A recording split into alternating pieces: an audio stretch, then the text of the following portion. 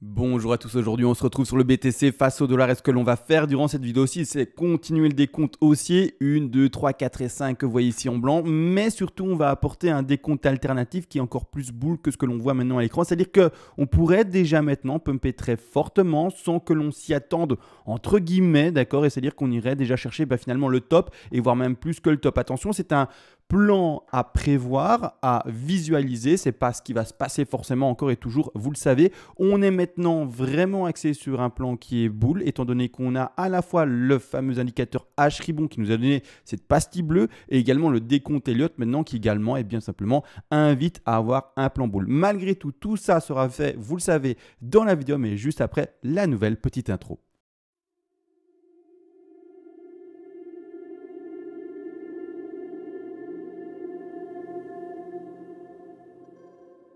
Avant de commencer, tu peux soutenir la chaîne, ça fonctionne par palier de donation. Tu auras accès au PDF expliquant les vagues et les fibos. Ce PDF a été écrit de manière concise pour ne pas te prendre pour un idiot, c'est-à-dire qu'on va à l'essentiel pour que tu puisses tout lire et tout apprendre et par après être autonome par toi-même et non pas te vendre des pages du kilo, que sais-je, pour après faire de la musculation ou bloquer l'eau qui passe sous les portes quand il y a des inondations. L'objectif n'est absolument pas là. Et également, si tu es un énorme donateur, eh bien, tu pourras me demander une analyse en particulier sur l'actif spéculatif de ton choix et je le ferai en privé pour toi, bien entendu, en vidéo le plus rapidement possible. Maintenant que les donations sont expliquées, let's go directement pour l'analyse du BTC. Et ça y est, on se retrouve déjà après la petite intro. Vous le savez, je vais analyser ceci, mais juste avant, j'ai parlé de l'indicateur H-Ribon. Et juste pour l'exprimer, pour ceux qui ne sauraient pas encore ce que c'est, eh bien le H-Ribon, c'est l'indicateur que l'on voit ici en bas de l'écran. En haut, là au milieu, c'est le RSI. Mais ici en bas, il y a le niveau d'achat donné par la pastille bleue. La pastille bleue, je rappelle qu'elle donne un niveau d'achat, c'est-à-dire un moment d'achat. Mais encore une fois et toujours, rappelez-vous, c'est pas parce qu'elle a été faite qu'on ne pourra pas aller légèrement plus bas. C'est un moment opportun, normalement intéressant pour l'achat. Mais ne le prenez pas comme la lecture d'avenir, rappelez-vous, aucun indicateur n'est une lecture d'avenir et a totalement raison à 100%, même s'il y en a qui sont très fiables et le H-Ribon, on l'a vu par le passé, est assez fiable lorsqu'il donne un signal d'achat. Maintenant tout de même, ce qui m'intéresse, c'est de développer ceci. Alors pour le moment, ce que l'on lit à l'écran, c'est une fameuse 1, 2, 3, 4 et 5, d'accord? Après une phase de consolidation qui a été assez longue. Quand je vois ceci, en fait, j'en fais un rapprochement avec ce qu'on a déjà connu précédemment, c'est-à-dire je vais faire une comparaison par rapport à une certaine pattern, et la pattern, je vais vous la montrer. Donc qu'est-ce qu'on va regarder? On va regarder finalement cette l'aimant, oui, retiré, excusez-moi. On va regarder, pardon, et comparer cette zone-ci et le mouvement qu'il y a par après. D'accord, on va regarder qu'est-ce qui s'est passé quand on a eu cette expression-ci. D'accord, donc on va regarder ça juste un peu avant. Et pour ce faire, je vais du coup dézoomer, repartir dans le passé. Et qu'est-ce qui s'est passé? On a eu une phase de consolidation ici. Excusez-moi, je ne voulais pas montrer ça. Je voulais surtout montrer en fait cette phase-ci. On a une phase ici que l'on connaît précédemment. Hein, rappelez-vous, c'est les bottoms qui ont été connus vers décembre d'année 2018, début d'année 2019 avec janvier. On a également connu à ce moment-là un bottom très plein comme on le voit, c'est-à-dire qu'on peut le simuler. Là, j'ai effacé malheureusement mes vagues, j'aurais pas dû. Mais ce n'est pas grave et je remets ici les vagues comme il le faut précédemment. Mais en fait, ce qu'on a également connu précédemment, c'est ceci. Alors, trouvons ensemble rapidement les choses. Ici, je remets maintenant l'aimant et c'est ça qu'on a connu précédemment. C'est-à-dire qu'on avait connu une, puis après une énorme consolidation de 2, d'accord. Et puis après, on le voit bien, 3, 4 et 5. Et par après, ça pète, ça pète, ça pète et ça n'arrête pas de péter jusqu'au fameux 13 000, presque 14 000 $. Donc ici, comme vous le voyez, c'est ça que je suis en train de comparer. Donc ce que j'ai entouré en blanc, juste avant sur la pattern que l'on vit actuellement, eh bien, serait la représentation de cette zone-ci précédemment. Donc ici, la première phase de 1, la phase de consolidation et puis le pétage beaucoup plus puissant par après.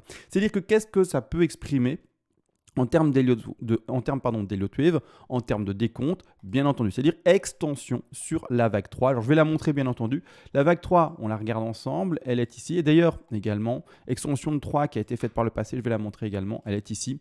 D'accord, extension de 3, hop, là, de cette manière-là. Donc là également, finalement, je peux le montrer en fait. On a eu ici la une phase, mais c'est moins parlant. Je trouve que la pattern la plus ressemblante, c'est ici, d'accord? Mais ici, c'est moins parlant. Pardon, mais on a aussi une 2 assez longue en termes de consolidation et puis après le pétage de fou également par après. Donc là, c'est un peu la même chose, d'accord? Je zoome sur ce qu'il y a maintenant, qui est beaucoup plus petit dans l'écoulement du temps. Mais voilà, on a la 1, la 2 et puis après le pétage vers le haut. Donc ici maintenant, ce que vous voyez à l'écran, la 1, la 2, 3, 4 et 5 posées comme là, C'est vraiment le scénario où il n'y a pas d'extension sur la 3, où on est vraiment dans finalement une phase tout à fait normale, classique et dans ce développement théorique. Malgré tout, si on voit les extensions et les patterns que le BTC nous a déjà fait par le passé, on peut se dire partons dans une extension, partons dans quelque chose qui est très puissant, bien entendu, et pourquoi pas. Dans ce cas-là, c'est ce qu'on va faire. On va déjà prévisualiser ceci, d'accord? Donc rappelez-vous, et encore et toujours, pour les néophytes et surtout, du coup, non pas les traders, mais surtout les investisseurs, n'achetez jamais de manière impulsive. N'achetez jamais en vous disant « Ok, c'était le bottom, je suis sûr ». Pour parler d'un bottom, attention, ici aux 29 000 $, let's go, on va to the moon. Non, d'ailleurs, ayez une stratégie d'achat par palier de temps. Et par exemple, pour vous donner un exemple, toutes les 2 semaines, vous dites j'injecte un peu de ma liquidité, de mon capital dans le BTC. Mais ne faites pas l'erreur d'acheter à 100% à un prix donné. Par exemple, ne faites pas l'erreur maintenant, pour être très finalement factuel, d'acheter avec votre capital qui, je vais l'illustrer encore une fois avec un chiffre au hasard, on va dire 10 000, c'est le plus simple, 10 000 de BTC aujourd'hui. Et vous ne pourrez jamais investir plus, ou en tout cas en moment maintenant, vous devrez de nouveau économiser, etc. pour peut-être investir, bien entendu. Donc ici, non, faites pas cette erreur-là, parce que si le BTC, eh bien, il nous dit, non, comme tu vois, en fait, moi je vais corriger maintenant, je vais retourner à 29 000 $, vous allez vous dire, mince, j'ai acheté à 46 000, pardon, 29 000, j'aurais pu attendre, lisser mon point d'achat et avoir un prix plus intéressant. Ou voire même un scénario pire, et on irait voir même plus bas, malgré la pastille bleue. D'accord? La pastille bleue, comme dit pour le H-Ribon, n'est pas cet indicateur magique qui vous dit d'office, il a raison, et d'office, on n'ira plus jamais en dessous du prix. Il se peut qu'il aille légèrement plus bas que ce qu'il a connu. D'accord? Donc, ne jamais retirer un plan bear parce que vous ne savez pas ce qui va se passer. Donc, de cette manière-là, lissez vos points d'achat, comme ça, psychologiquement par après. S'il baisse, vous aurez chaque fois un prix plus intéressant. Et si au contraire, il monte, vous achèterez également dans cette pente qui est finalement montante, d'accord? Donc finalement, cette ascension du cours, mais psychologiquement, ça ira bien. Pourquoi? Parce que chaque fois que vous achèterez, vous aurez plus d'argent sur votre capital, plus d'argent sur votre portefeuille, et au contraire, si ça crache, vous allez vous dire, mince, ce que j'ai investi, ça me rapporte du rouge, et c'est pas ce que je veux. Donc bref, c'est une question de psychologie, bien entendu, et de savoir tenir sa position et de ne pas paniquer vis-à-vis de cela. Malgré tout, maintenant, partons dans cette élaboration où ça pump fortement. Pour le moment, on reste là-dessus. On n'a pas d'expression de pump énorme, etc. C'est-à-dire qu'on est encore et toujours le top de 3 par rapport au récit en daily et d'autres time frames. On a la correction de 4 et actuellement, on aurait vis-à-vis de la divergence en daily également. Donc ici, comme vous voyez, une divergence baissière. C'est-à-dire qu'on a des cours, en tout cas des prix sur le cours qui sont toujours plus hauts. Et au contraire, sur le récit, on a toujours des tops qui sont toujours plus bas. Vous voyez la différence, je vais réindiquer ça également. Ceci, ça monte. Je vais le mettre en une couleur assez flash. On va le mettre en jaune, c'est très bien. Vous voyez ici, c'est une pente donc finalement ascendante. Et au contraire, ici, on a une pente qui est du coup descendante. Donc ici, une divergence qui pourrait très bien indiquer ce top de 5 et enfin la correction.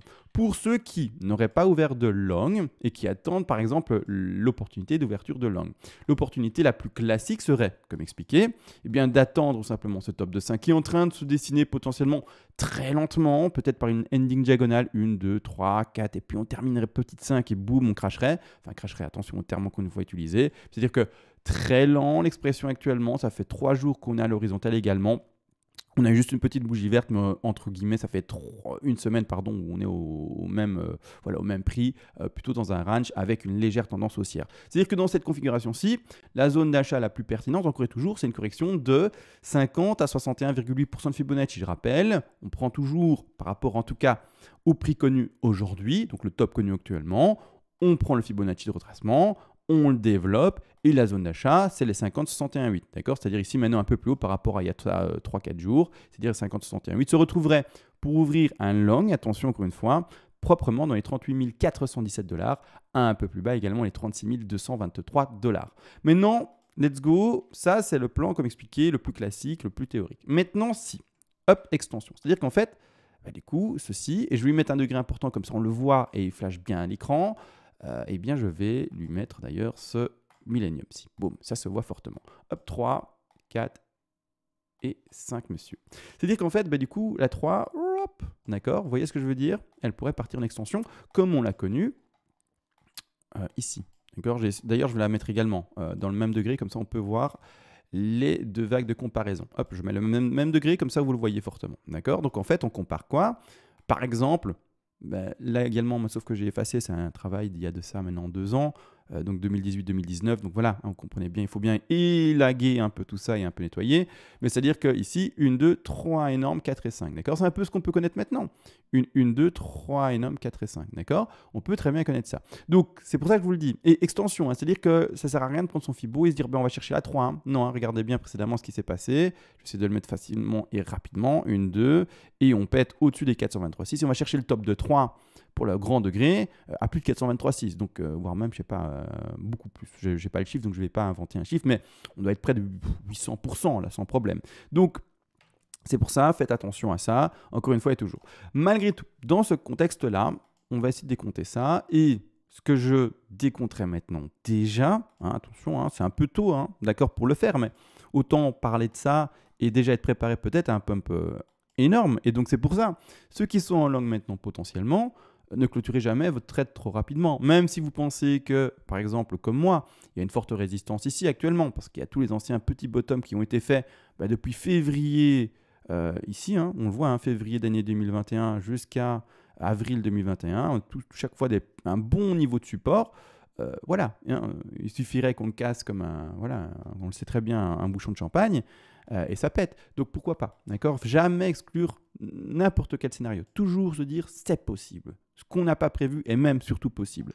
Donc ici, c'est-à-dire que pour le moment, je partirai dans un sous-décompte qui, toujours un 1, 2, 3, 4, 5 en jaune, là, petit degré. Hein, vous voyez ce petit degré, il se met un peu en avant avec les petits points. On partirait du coup sur une sous-1 qui s'indiquerait comme suit, un bas de 2. Alors, très faible la 2 du coup, on va en parler également, 3, 4 et 5. D'accord? Alors, je vais mettre du coup un degré plus petit, hein, comme ça on le voit, en sub-millénium. Je vais lui mettre une couleur un peu différente, je vais mettre en bleu. C'est un bleu discret, je vais mettre un bleu un peu plus flash, de cette façon-ci. Donc 1, 2, 3, 4 et 5. C'est-à-dire que là maintenant, la 2, et si on est bel et bien, on le comprend dans ce sous-décompte en bleu, d'accord, et que ça devrait pumper et plus retourner maintenant sous les 37 180 $, on aura fait une 2 qui est très légère, d'accord, 2 très légère, c'est-à-dire que quand on regarde proprement, excusez-moi, je vais essayer de bien ancrer les choses de cette façon-ci, non, voilà, comme ça, après je ne vais plus le refaire, de cette façon-ci, la 2, on le sait, n'a pas été cherchée, c'est 50-61,8% de Fibonacci, d'accord, elle a été cherchée les 38,2. 38,2, ce n'est pas une statistique à privilégier du tout pour la 2. La 2, normalement, statistiquement, comme dit, à 73% de chance de retourner dans les 50-61,8. Donc c'est pour ça que pour le moment, ce n'est pas ce scénario-là qu'on privilégie. Malgré tout, si le bull, et donc c'est-à-dire les personnes qui sont bull, qui poussent le marché vers le haut, le mouvement bullish, d'accord, est suffisamment fort que pour effacer la pression vendeuse, que pour effacer finalement cette puissance bearish, à ce moment-là, on peut l'exprimer pour pouvoir légitimer cette 2 qui est très faible, d'accord. Donc c'est-à-dire que par après, quand on voit une 2 de ce genre-là, plupart du temps, ça pump très fortement. Si c'est une 2, d'accord? Parce qu'on le sait, dans le contexte où on est maintenant et dans le décompte qu'on tient maintenant, rappelez-vous, reprenez la vidéo juste un peu avant, on est dans une 4, d'accord? 1, 2, 3, 4 et 5 en blanche. Donc, ce que j'ai maintenant fait en extension, vous le mettez, rappelez-vous, début de vidéo, je l'ai montré, comme ça, 3, 4, d'accord? Et puis la petite 5 qui est partie là-bas maintenant. Mais voilà, d'accord? J'exprime ça pourquoi? Parce que pour le moment, la 4, théorique là, comme ça en blanche, est très propre, d'accord? On a une quête qui a été cherchée, c'est 38,2. Donc ça, c'est par contre, en termes de statistiques, très propre. Donc pour le moment, c'est ça qu'on a privilégié, le petit décompte. Mais dans cette vidéo aussi, je veux quand même vous montrer le scénario extrêmement bull s'il devait se faire. C'est-à-dire que les personnes qui veulent faire un trade, par exemple, et se dire, moi, je vais attendre la correction de la 2 que j'ai montré en début de vidéo avec, d'accord, je remets du coup ça de côté, 1, 2, 3, 4 et 5 de cette façon-ci, d'accord, et qui attendent en fait le petit rectangle vert pour passer à l'achat avec la correction. On va la mettre du coup, la correction de la fameuse 2. Alors, on va remettre le rectangle. Hop, ici, 50-61,8 zone d'achat. D'accord. De cette façon-ci. Et qui attendent en fait l'expression de cette prochaine vague. 1, 2 classiques, 3, 4 et 5. D'accord, 3, 4 et 5. Ça, c'est le décompte classique, normal. D'accord, où on attend ce retracement pour acheter.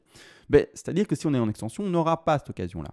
Maintenant, c'est la vie. D'accord, c'est le trading. Vous n'aurez pas toujours des occasions. Parfois, l'occasion se montre. Vous avez l'occasion de la prendre. Parfois, l'occasion ne se montre pas. Et vous devez attendre que vous ayez fait un plan, prévu un plan où vous allez acheter dans cette zone-là et que le plan se déroule à l'écran. Si le plan d'achat dans ce niveau de prix statistique le plus récurrent ne se passait pas, vous n'aurez pas, par exemple, ce trade-là. Et alors, vous attendrez une autre opportunité en privilégiant chaque fois les statistiques. D'accord? Maintenant, dommage pour vous, si vous attendez cette opportunité-là pour passer à l'achat en trade, si, bien au contraire, c'est pas ça qui se passe, mais c'est ceci. D'accord? C'est le gros pump. D'accord? C'est quelque chose que je ne me trompe pas. C'est ceci. Oui, c'est ça. Hop. Et du coup, je reprends ce degré-là et je le propulse avec extension sur la 3. Ce qui est tout à fait possible. Hein. On l'a vu par le passé. Hein. D'accord? Donc ici, voilà. Hein. D'accord? Donc, 3, 4 et 5. Maintenant, en expression de ceci sur le récit. Comment est-ce que ça peut s'exprimer? On le voit sur le récit. Pour le moment, je vais me passer en délit. Pour le moment, on fait un top avec une divergence. C'est-à-dire que si on devait continuer à pumper, par après, il faudrait annuler déjà maintenant et assez rapidement. D'accord? Alors assez rapidement, vous allez me dire du coup combien de temps CMA? Je ne sais pas, une semaine peut-être, mais en tout cas pas dans 4 mois. Quoi. On se comprend, c'est vraiment, voilà, c'est quelque chose d'assez rapide. Et bien clairement, on devrait exploser ce dernier top par RSI. Et donc, c'est-à-dire que l'expression devrait être la suivante. Dire, correction, hein. Donc, on a fait ici la 1, la 2. Et là, en fait, on ferait une sous-1, correction de 2. Donc, on ferait peut-être ceci. Et puis, directement, paf, on pèterait, vous voyez bel et bien, en fait, ce précédent plus haut. D'accord? Donc, au contraire, on n'irait pas rechercher plus bas. On n'irait pas sous ce niveau de la 2 ici, que l'on voit ici. Sous ce niveau de récit, je vais mettre un petit référentiel avec une ligne de support. On n'irait pas sous le dernier top. Bottom, pardon, montré par le récit ici. Pour continuer à maintenir ce décompte-là. Maintenant également, je dis ça pourquoi? Parce que, excusez-moi, j'ai un petit chat dans la gorge, j'ai du mal à voir la sous-2, si on est bel et bien dans cette extension-là, qui se ferait plus tard. Alors pourquoi? Parce que pour le moment, ce qu'on a fait, c'est déjà un Fibonacci de retracement très important vers le haut. Je vais essayer de l'exprimer. Hop, j'ai réussi. Très important vers le haut, qui dépasse les 161,8 et même les 200. Ce sont des extensions très rares pour une flat. Alors je vais le montrer parce qu'il est vrai que je vais vite et que j'explique peut-être pas tout. Donc la flat, c'est ceci. D'accord? Flat, c'est A, B pour le moment, le top que je trouve là maintenant, hein, et puis après C. D'accord? Je vais vous montrer également avec du coup les lignes mises en avant, mais c'est ceci. D'accord? A, B, C, bas de 2, et puis on rebondit. J'ai pas envie d'installer ça, ou en tout cas d'indiquer ça à l'écran, parce que voilà, c'est vraiment très rare qu'on ait une extension aussi forte qui aille chercher les 200. Donc ici, c'est pas ce qu'on privilégie non plus. Toujours essayer de jouer avec les statistiques. Donc là, maintenant, je serais déjà dans ce cas de pump fou, dans l'élaboration de ma première sous une. Alors oui, il va y avoir beaucoup de vagues, je suis désolé, mais autant être complet, hein, bien entendu. C'est-à-dire que là, maintenant, je serai déjà dans l'élaboration de ma première sous une. Donc essayez de voir, hein. 1, 2, 3, 4 et 5, qui complètent la grande 3, et puis après 4, et puis encore une dernière 5 dans ce degré-là. Là, ici, le petit degré jaune fait la 1, on fait la 2, et je vais rajouter un petit degré jaune pour faire la 3. Je vais juste mettre ici le degré blanc en retrait, d'accord, qui est le plus grand, en tout cas dans ce qu'on travaille actuellement, en retrait, comme ça il ne nous gêne pas dans le dessin et dans la lecture de la suite. Pour ce faire, du coup, petit degré jaune, je vais le mettre en jaune dès que ça sera indiqué. Attendez, je vais faire ça rapidement, 2, 3, 4 et 5, je vais le mettre en jaune, de cette façon-ci, lui mettre des lignes, non même pas en fait, non, je vais le laisser en shadow comme ça, je vais juste mettre le degré très petit comme on le voit ici précédemment. C'est-à-dire qu'ici, voilà, on part sur un top de 1 à trouver, d'accord, quelque part. On va regarder ça ensemble. D'ailleurs, ici, peut-être bien un peu plus haut, ici. Top de 1 à trouver. Une correction de 2 de nouveau à attendre, normalement, dans les 50, 61, 8. Après, projection de 3.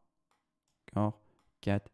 Et puis, enfin, terminer la 5. Mais là, voilà, il faut vraiment attendre. Hein. Vous avez compris, là, maintenant, c'est une prévisualisation du plan qui pourrait être possible dans le contexte d'une vraie extension sur la 3. Donc pour le moment, ce n'est pas le cas. D'ailleurs, je vais le mettre ici en visible parce que je trouve qu'on ne voit rien. Donc ici, 1, 2, 3, 4 et 5. Et là, on partirait sur l'extension et sur un pump assez majeur du BTC. Pour le moment, on ne peut pas dire que ça sera ça. D'accord? Pour le moment, les statistiques disent tout le contraire, entre guillemets. C'est-à-dire que les statistiques veulent qu'on trouve un niveau de frein maintenant, aux alentours des prix, hein, comme dit, des 47 000, 48 000 $, retrouver une correction normalement et puis pumper. Maintenant également à côté, on a les gaps. Alors on va vite aller chercher les gaps et les gaps sont les suivants. Les gaps, en tout cas le prochain gap à combler, se retrouve entre les 46 675 $ et un peu plus ici, qui sont plus précisément les 49 140 $. Alors attention, le gap se lit dans la time frame la plus précise qu'on puisse avoir pour le lire. Et ici, on voit bien que le gap s'installe réellement, donc c'est-à-dire le creux dans le cours par rapport ici au futur, s'installe vraiment par rapport à ce top de bougie là et ce bottom de bougie ici, d'accord, donc de mèche, c'est-à-dire vraiment aux alentours des, si on est précis, 49 130, un peu moins, 40, bref, on s'est compris, 49 100 et quelques dollars, d'accord. Donc ici, on a vraiment ce gap-là. Pour le moment, on est en train de le combler, d'accord. Il se pourrait qu'on continue à pumper légèrement pour le terminer, 49 100 et quelques, et enfin trouver bien ce niveau de résistance. Après, corriger vers le bas. Et vous le savez, par rapport à cette lecture de gap, on a des gaps qui sont un peu plus bas. Et le gap majeur que l'on lit visuellement, et vous le voyez également avec moi, se retrouve ici. Donc je vais mettre un petit repère par rapport à un rectangle vert. Et donc il se peut également, et c'est pour ça que d'ailleurs il y a le stop loss qui est montré là. Un stop loss à la ligne blanche toujours chez moi. Clairement, où je vous avais dit, pour les plus agressifs, essayez d'au moins prendre dans votre stratégie vis-à-vis de votre risque management et donc du placement de votre stop, et bien simplement ce gap-là, en vous disant, voilà, le cours aime beaucoup aller combler les gaps qui ont déjà été formés par le passé, et donc je ne vais pas mettre mon stop de manière trop agressive et le mettre par exemple à 35 000 $. Non, essayez de les mettre au moins du coup, si ce n'est pas sur le bottom, pour les personnes les plus défensives. Si vous êtes plus offensif, ne pas carrément être offensif fou et le mettre au-dessus du gap. Mettez au moins une assurance sous le gap et vous dire, voilà, il peut aller au combler ce gap-là, donc je fais quand même attention et je prends encore au moins cette réserve-là par rapport à ma stratégie. Donc c'est pour ça, faites attention, on peut très bien aller combler ce gap-là, de cette façon-là, ici. D'accord, on peut très bien, hop, combler ce gap et puis après repartir là et puis après enfin pumper. Ça serait le plan classique. D'accord, c'est-à-dire, je redessine rapidement. Pour ceux qui ne suivent vraiment pas, mais j'essaie d'être pédagogique à mort, c'est-à-dire que vraiment, pour ceux qui ne suivent pas, ce serait vraiment le petit plan qui serait 1, 2, on irait chercher la 3, la 4, la 5 actuellement, hop, on comble le haut et on terminerait enfin vis-à-vis du degré un peu plus grand, une 2 très profonde du coup, 3, 4 et 5. D'accord, mais pour le moment, voilà, on doit attendre, on doit regarder ce qui se passe, voir les opportunités, bien entendu, que le BTC nous présente. Donc c'est finalement ici également beaucoup de temporisation. Ne soyez pas impulsif dans vos prises de décision. Maintenant, on va vite regarder également ce qui se passe du côté de Ichimoku. Est-ce qu'il y a des choses à dire sur Ichimoku? Est-ce qu'il y a des choses à lire, etc., etc. Je vais passer en daily parce qu'en 4 heures, il n'y a pas grand-chose. Du coup, on va vite montrer le 4 heures, mais la 4 heures, c'est la time frame qui est le moins utilisée. 4 heures, on est en train de prendre ici un niveau de support sur la Kijun. Je rappelle, je vais d'ailleurs mettre ici les noms, Shikuspan, SSP, SSA, etc., Tenkan, etc., etc. Pour vous, la Ginspan, c'est la ligne blanche qui est appelée chez vous, ici, vous voyez ici, Shikuspan, d'accord? Maintenant, n'empêche, dans cette configuration-là, pour le moment, on prend un niveau de support sur la Kijun. Il y a le gros nuage qui est juste en dessous également, sur lequel on peut aller trouver un niveau de support et limite aller toucher la SSB dans ce cas-là. Maintenant, voilà, 4 heures, on peut très bien rebreak un peu en dessous. Pour indiquer une sous 2, etc. Bref, 4 heures, c'est vraiment pas la time frame qui est le plus utilisée, il me semble. Malgré tout, en daily, qu'est-ce qu'il en est? Daily, tous les indicateurs sont pour le moment au vert, c'est-à-dire que la lagging span, Shikuspan, se retrouve au-dessus du cours, a transpercé la SSB, mais bon, ça, c'est pas comme ça qu'il faut la lire. Le cours a bel et bien traversé également la SSB, on est au-dessus de la Kijun.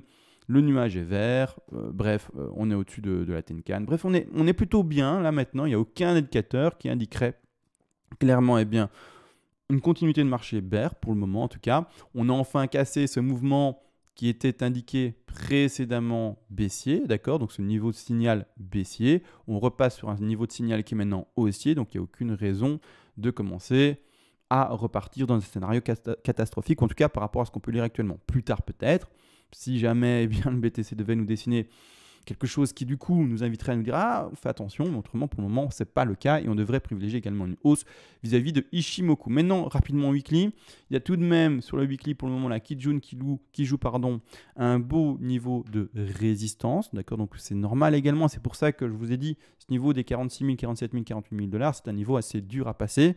Mais après, comme dit, si on doit le passer très fortement, il se peut que ça fasse comme bouteille de champagne, comme si on le sabrait, et c'est parti to the moon. Donc ici, pour le moment, qu'est-ce qui fait qu'il y a une résistance? La Kijun et également la Lagin, Shikuspan, selon ce que vous préférez lui donner comme nom, donc la ligne blanche, qui est sous le niveau, on le voit bien, qui est pour le moment sous le niveau du cours, et qui du coup, ce cours joue niveau de résistance. D'accord? Donc pour le moment, c'est à ça qu'on fait attention. Autrement, les signaux sont plutôt bons, d'accord? En tout cas, en une perspective que l'on peut voir plutôt bonne vis-à-vis de ce que l'on voit déjà en weekly sur le petit BTC.